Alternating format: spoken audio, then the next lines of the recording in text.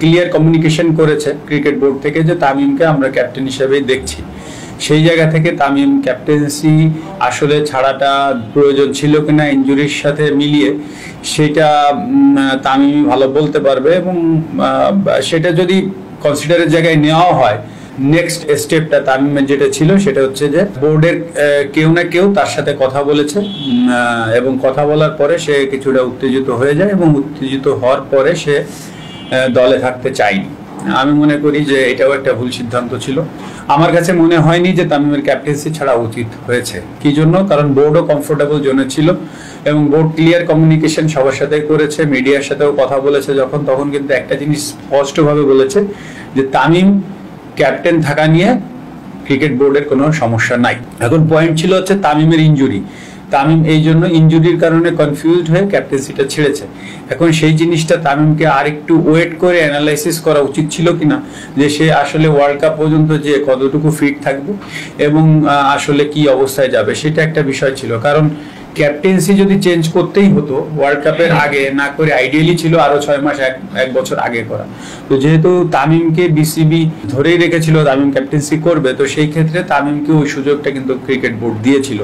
So আমি মনে করি তামিম ওই সুযোগটা নিতে পারতো, বাট এগেন আমার কাছে মনে হয় তামিমের ইনজুরি ইস্যুজের কারণে তামিম চেয়েছে যে ক্যাপ্টেন্সি না করতে। সেটা যদি হয়ও সেটা ভালো কথা, বাট আমি মনে করি নেক্সট স্টেপ তামিমের যেটা, সেটা হচ্ছে তামিমের সাথে বিসিবির জারি কথা হোক না কেন, সেই কথোপকথনের পরে তামিম উত্তেজিত হয়ে আমি দলে থাকতে চাই না এই কথাটা যখন তামিম বলেছে, তখন সেই জিনিসটাও আমার কাছে মনে হয়েছে যে সেই জিনিসটা আরেকটু স্লো যাওয়া উচিত ছিল। কি জন্য?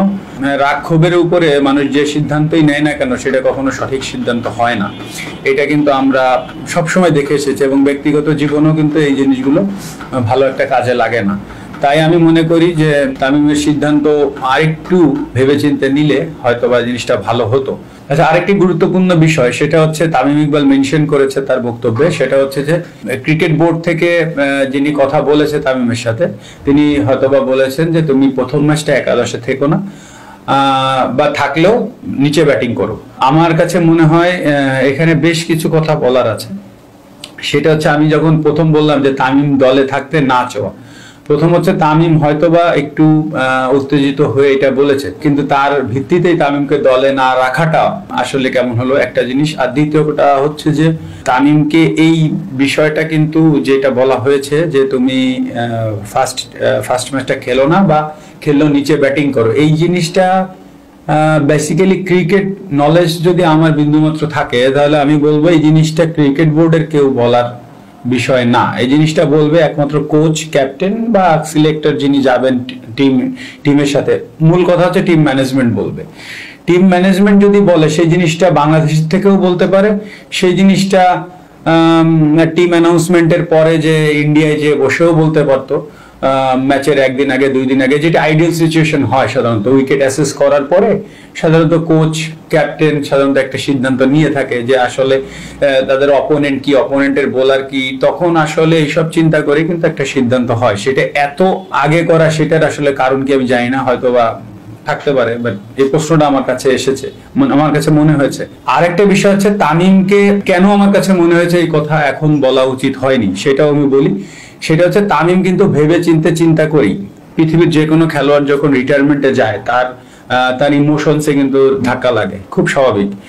কারণ এই খেলাটা প্রত্যেকটা খেলোয়াড় এত বেশি পছন্দ করে যে এই খেলাটা যখন ছেড়ে যায় তখন কিন্তু তার খুব স্বাভাবিকভাবে মন মানসিকতা ভালো থাকে না। তো আমরা দেখেছি তারই বহিঃপ্রকাশ, তামিম যখন রিটায়ারমেন্টে যায় চিটাগংয়ে প্রথম ওয়ানডের পরে আফগানিস্তানের সাথে, তো তামিম কিন্তু কথা ঠিক মতো বলতেই পারেনি, কান্নাকাটি করেছে, এবং তারপরে তামিম কিন্তু রিটায়ারমেন্টে গিয়েছে। এবং তামিমের কথা শুনে আমার কাছে মনে হয়েছে তামিম কাউকে ব্লেমও এখানে করেনি, সে বলে গিয়েছে যে আমার কাছে মনে হয়নি কোনো কোশ্চেন্স আর নিব না, এবং আমি রিটায়ারমেন্টে যাচ্ছে। তার মানে পরিষ্কারভাবে তামিম বুঝে শুনে রিটায়ারমেন্টে গিয়েছে। তারপরে কি হলো, বোর্ডের কেউ তার সাথে যোগাযোগ করতে পারছিল না। কেন যোগাযোগ করতে যাচ্ছিল? যে তামিম এখনই রিটায়ারমেন্টে যাওয়ার দরকার নেই।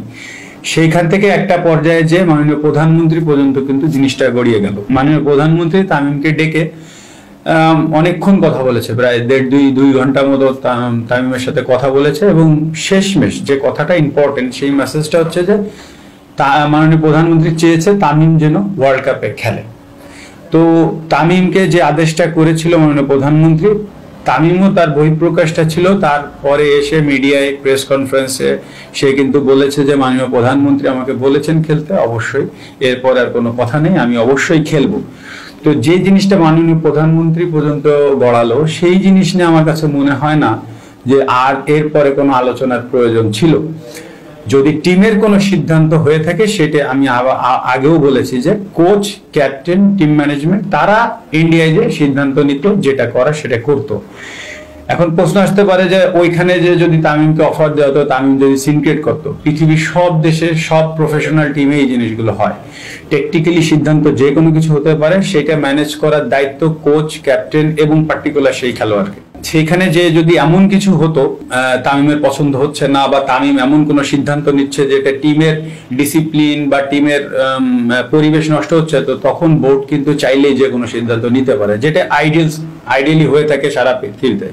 তাই আমার কাছে মনে হয় যে জিনিসটা মাননীয় প্রধানমন্ত্রী পর্যন্ত গড়িয়ে গেল, সেই জিনিসটা আর তামিমকে বদার করার প্রয়োজন ছিল না যে তামিম কোথায় খেলবে, কয় নম্বরে খেলবে, কি করবে। এটা আসলে টিম অ্যানাউন্সমেন্টই হয়ে যাওয়া উচিত ছিল এবং ইন্ডিয়া যার পরে যা কিছু হওয়ার সেখানেই হওয়া উচিত ছিল। অনেকেই আমাকে ফোন করে বলেছে যে আপনি বিসিবিতে গিয়েছিলেন, আসলে কি হয়েছে সেটা নিয়ে একটু বলতে চাই। বিসিবিতে আমি ডাকা হয়েছিল কিছু কথা বলার জন্য, আসলে কোনো সিদ্ধান্তর জন্য না। কারণ কি, আমি বিসিবির কেউ নই, আমি বিসিবির কোনো পোস্টেই আমি নাই যে আসলে টিম সিলেকশন বা যে কোনো কিছু নিয়ে আমি কথা বলতে পারি। তো সেই সুযোগটা আমার নাই। ক্রিকেট নিয়ে কথা হয়েছে, এটা একান্তই ব্যক্তিগত জায়গা থেকে ক্রিকেট নিয়ে কথা হয়েছে এবং সেই জিনিসটা আসলে এমন কোনো বিষয় না যেটা সিলেকশন বা অন্য কিছু। আমি মনে হয় আপনাদেরকে ক্লিয়ার করতে পেরেছি। সুতরাং এখানে আমি যাওয়ার সাথে এখানে সিলেকশন বা কোনো কিছুর কোনো সম্পৃক্ততা নাই। এবার আরেকটি বিষয় নিয়ে কথা বলি, সেটা হচ্ছে ম্যান ম্যানেজমেন্ট। পৃথিবীর যে কোনো প্রফেশন বলেন, ঘরে বলেন, বাইরে বলেন, ছেলে মেয়ের সাথে বলেন, সবাইকে ম্যান ম্যানেজমেন্ট করে চলতে হয়। বাংলাদেশ টিমে ওয়ার্ল্ড কাপ দল দিয়েছে হয়তো বা 15 জনের, স্ট্যান্ড বাই হয়তো বা 2 জন বা 3 জন যাবে। তাই ছাড়া কিন্তু 30 জনের একটা প্রাথমিক দল দেওয়া হয়েছিল। সেই দলে যদি আপনি দেখেন 30 জনের কিন্তু 30 রকমের চিন্তা ভাবনা, 30 রকমের সেন্টিমেন্ট কাজ করবে। তো এখানে আপনাকে অবশ্যই ম্যান ম্যানেজমেন্টটা খুবই ইম্পর্টেন্ট। এবং আপনি যদি তামিমের দিকে লক্ষ্য করেন, তামিম অনেকদিন ধরে ক্রিকেট খেলছে। তামিম কোন জিনিস পছন্দ করে, কোন জিনিস পছন্দ করে না, সেটা আমরা সবাই জানি। যারা টিমে আছে অনেক দিন ধরে, কোচ আছে, একসাথে খেলছে বা ক্রিকেট বোর্ডে যারা কাজ করছে, তারা সবাই জানে যে তামিমকে কোন জিনিস বললে সমস্যা হবে। তো আমার কথা হচ্ছে যে সেই জিনিসগুলো, কাকে কোন জিনিস বলতে হবে আর কোন জিনিস বলতে হবে না, সেই জিনিসগুলো আমার কাছে মনে হয় আরেকটু ভেবেচিন্তে বলা উচিত ছিল। কারণ ম্যান ম্যানেজমেন্ট যদি ঠিক না হয়, আসলে সবকিছু এলোমেলো হয়ে যায়। এখানে ম্যান ম্যানেজমেন্টের ভূমিকাটা আরেকটু ভালো হওয়া উচিত বলে আমি মনে করি। এবার সাকিবের যে বক্তব্য ছিল কালকে আমরা দেখেছি, সেখান থেকে আমি কিছু কথা বলতে চাই।